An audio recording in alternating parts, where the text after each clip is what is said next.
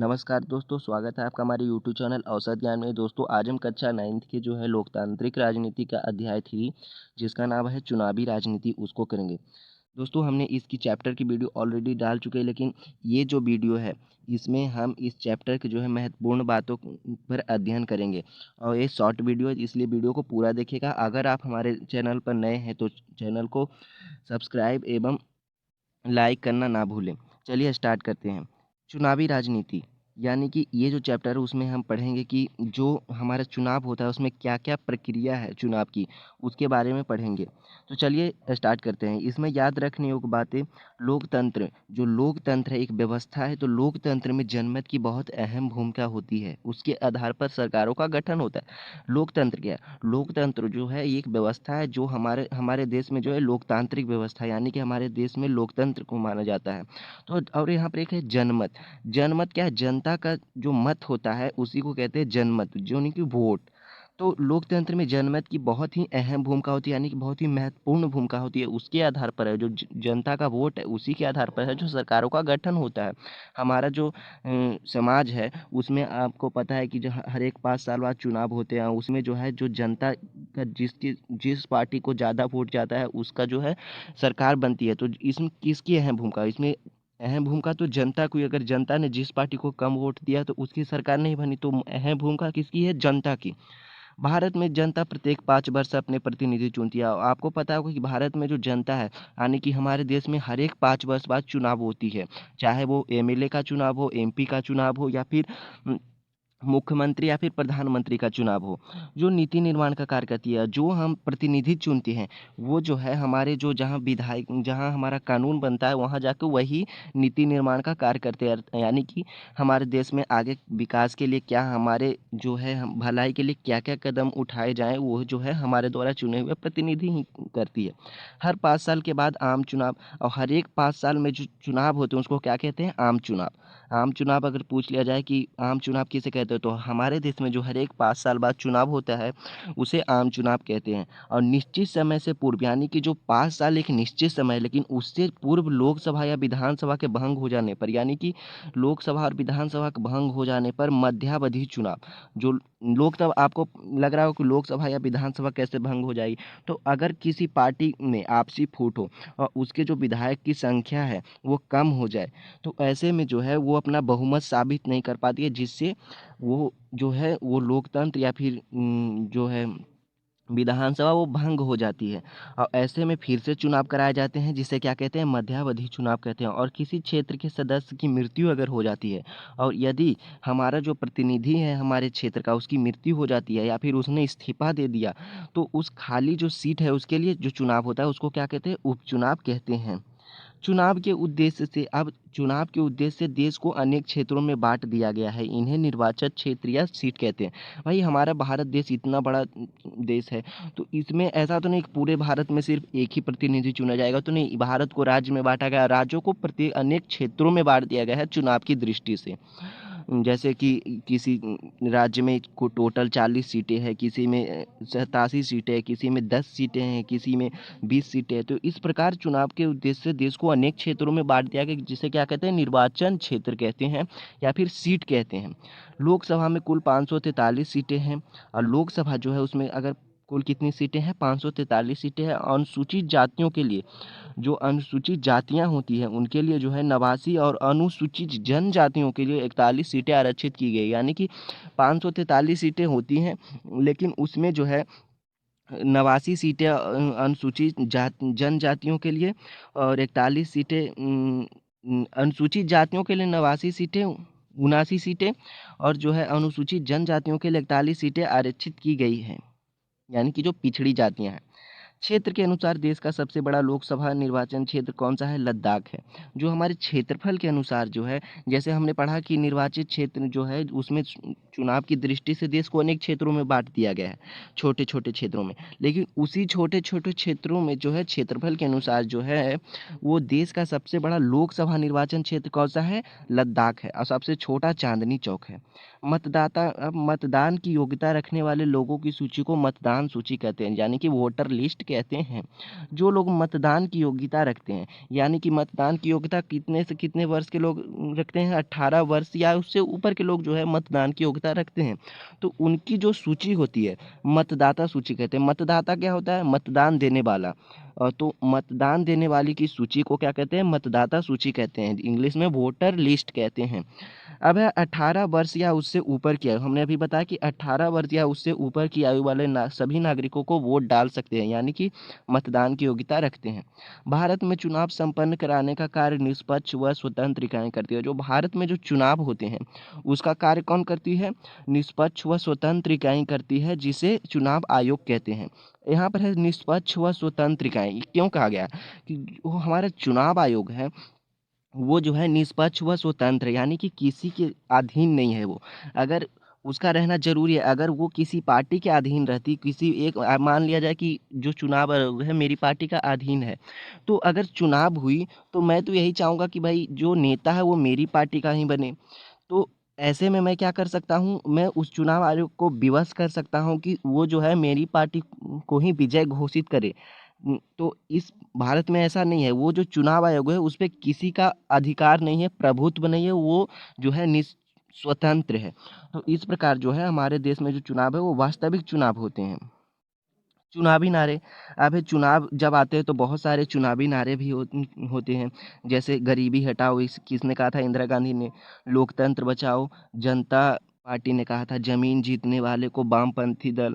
तेलुगु स्वाभिमान तेलुगु देशम पार्टी ने कहा था। तो इस प्रकार जो है चुनावी नारे ये सब हैं। अब है लोकतांत्रिक चुनाव के लिए न्यूनतम शर्तें। जो लोकतांत्रिक चुनाव होते हैं उसके लिए न्यूनतम शर्तें क्या है? पहला, हर किसी को मताधिकार का अधिकार हो। जो लोकतांत्रिक चुनाव में जो है वो हर किसी को मताधिकार का अधिकार होना चाहिए। दूसरा, चुनाव में विकल्प उपलब्ध हो। चुनाव में जो है विकल्प उपलब्ध हो, यानी कि विकल्प का अर्थ ये है कि जो अगर चुनाव में मान लिया जाए सिर्फ एक नेता खड़ा हो, तो चाहे हम उसे वोट दें या ना दें, लेकिन पार्टी तो सिर्फ उसी नेता की बनेगी। लेकिन अगर वहाँ पर 2-3 नेता खड़ा हो, तो उस प्रकार जो है हम जो है सब हमारे पास विकल्प रहेगा कि भाई पिछले चुनाव में हमने इसे जिताया तो इसने अच्छा काम नहीं किया, अब की हम इसको वोट देंगे या फिर इसको वोट देंगे। तो इस प्रकार जो है ये भी जो पहला वाला जो जो पिछले में जीता था वो भी सोचेगा कि भाई हम अगर अच्छा काम नहीं करेंगे तो हमें अगली बार जो हरा दिया जाएगा। हमें जो है वो मतदान नहीं दिया जाएगा, जिससे हमारी पार्टी गिर सकती है। तो इसलिए चुनाव में विकल्प उपलब्ध होने चाहिए लोकतांत्रिक चुनाव में। तीसरा है नियमित अंतराल पर चुनाव हो, और जो चुनाव हो वो नियमित अंतराल पर हो, यानी कि हर एक समान समय के लिए। ऐसा नहीं हो कि किसी बार 10 साल बाद चुनाव हो, किसी बार 2 साल बाद चुनाव हो, तो ऐसे जो है नहीं हो। नियमित अंतराल पर चुनाव होने चाहिए लोकतांत्रिक चुनाव में, यानी कि सबको समान अवसर मिले। वास्तविक चुनाव होने चाहिए, और जो चुनाव है वो वास्तविक चुनाव होना। सातवां, स्वतंत्र और निष्पक्ष चुनाव होना चाहिए, यानी कि उस पे चुनाव आयोग पर किसी का जो अधिकार ना हो, प्रभुत्व ना हो, कि चुनाव आयोग किसी के अधीन ना हो, वो स्वतंत्र हो और बिल्कुल निष्पक्ष चुनाव होने चाहिए, ईमानदारी से चुनाव होने चाहिए। अब स्वतंत्र और निष्पक्ष चुनाव के लिए उठाए गए कदम।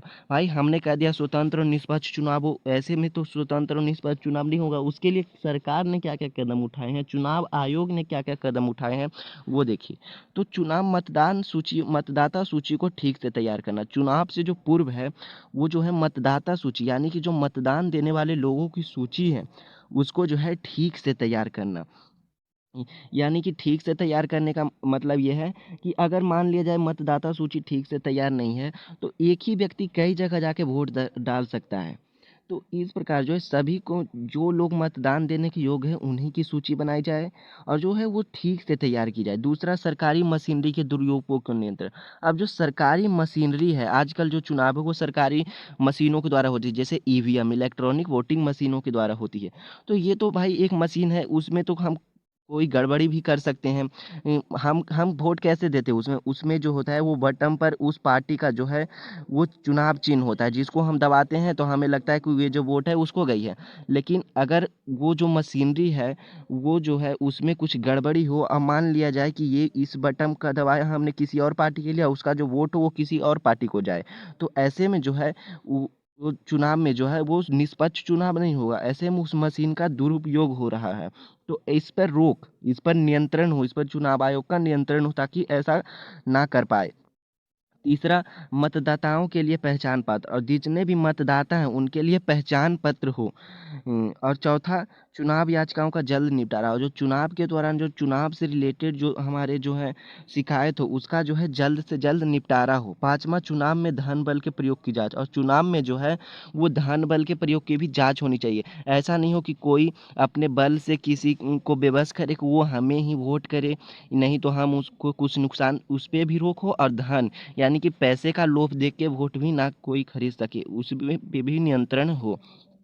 अब है भारतीय चुनाव आयोग के अधिकार। अब है भारतीय जो चुनाव आयोग है उसका क्या-क्या अधिकार है। पहला, चुनाव प्रक्रिया का संचालन। जो चुनाव प्रक्रिया का संचालन है वो कौन करता है?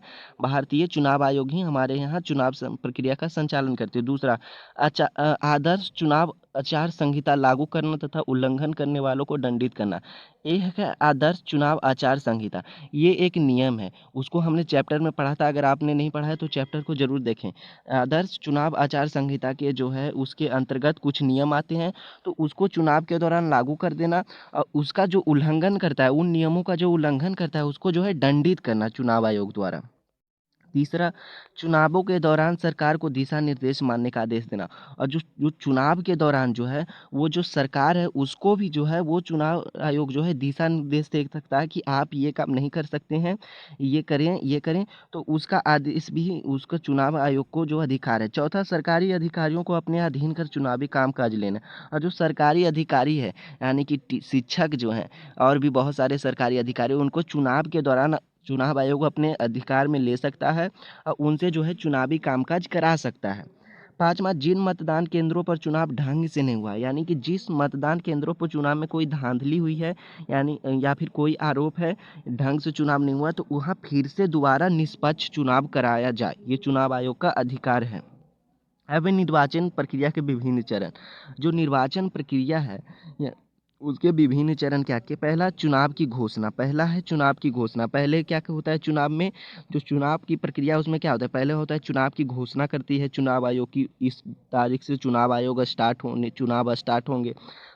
दूसरा जो है वो है प्रत्याशियों का चयन, यानी कि जो पार्टी है वो इन इस जैसे कोई पार्टी होगी तो वो अपने प्रत्याशियों का चयन करता है कि हमारे पार्टी से ये खड़ा होगा, ये खड़ा होगा। तो दूसरा क्या है? प्रत्याशियों का चयन। अब तीसरा है नामांकन पत्र भरना। तीसरा है जिन प्रत्याशियों का चयन किया गया जिस पार्टी से, वो अब जाके जो है अपना नामांकन पत्र भरेंगे। कहाँ? कलेक्टर ऑफिस, जिला न्यायालय में या फिर कलेक्टर ऑफिस में भरते हैं अपना जो है नामांकन पत्र भरते हैं कि हाँ, मैं लड़ रहा हूँ इस पार्टी से।